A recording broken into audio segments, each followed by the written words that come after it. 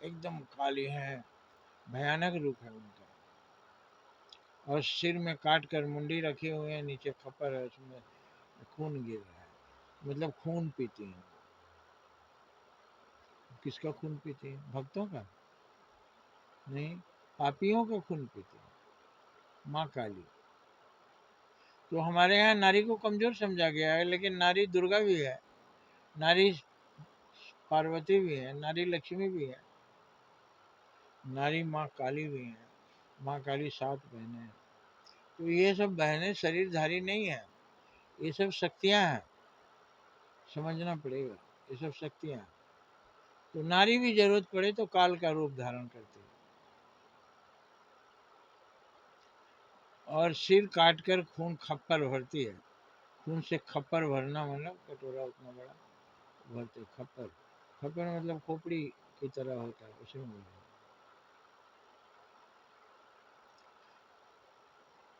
तो जरूरत पड़े तो नारी दुर्गा और काली भी बन जाती है।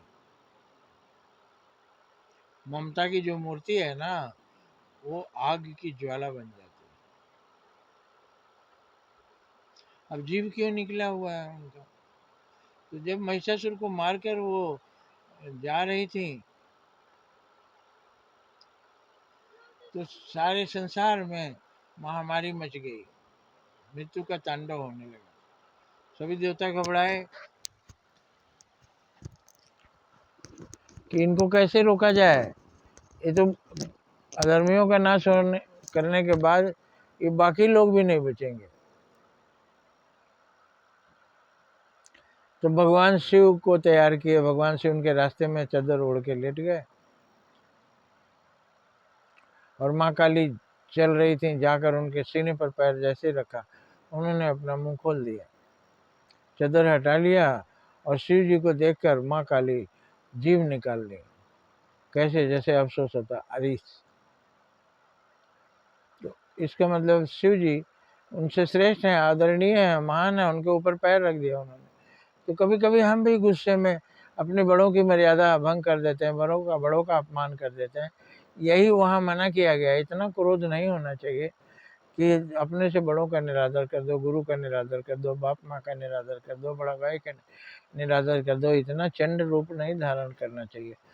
क्रोध को अपने बस में रखना चाहिए। क्रोध के बस में आप हो जाए, ये ठीक नहीं है, उससे बहुत अनर्थ हो जाएगा। अब वो माँ काली का रूप क्या है भाई?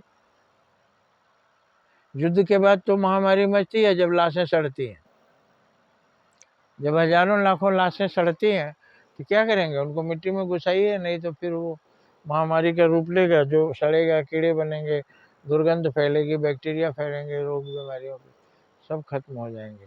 तो माँ काली के रूप का यही वर्णन है कि जरूरत पड़े तो महिला काली बन जाएगी, चंडी बन जाएगी, और लेकिन कितना भी आप वीरता का रूप धारण करें, विध्वंस करें, दुष्टों का संहार करें, लेकिन जब अपने गुरुजनों को देखें, बड़ों को देखें, तो गुस्सा शांत भी होना चाहिए, नहीं तो अफसोस करना होगा, जैसे माँ काली अफसोस का रूप धारण किया।